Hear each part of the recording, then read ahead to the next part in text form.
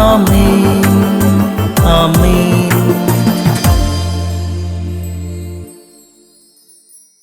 യേശുവിന്റെ ഏറ്റവും പ്രിയപ്പെട്ട കുഞ്ഞെ, ജോഷുവ 7:10 കർത്താവ് ജോഷുവയോട് അരുളി ചെയ്തു, നീ എഴുന്നേൽക്കുക, നീ എഴുന്നേൽക്കുക, നീ എന്തിനിങ്ങനെ സാഷ്ടാംഗം വീണ് കിടക്കുന്നു? ചിലപ്പോൾ പാപം മറയ്ക്കാൻ, ചിലപ്പോൾ തെറ്റ് മറയ്ക്കാൻ, ചിലപ്പോൾ ഉള്ളു മറയ്ക്കാൻ നാം വെറുതെ വീണ് കിടന്ന് പ്രാർത്ഥിക്കും.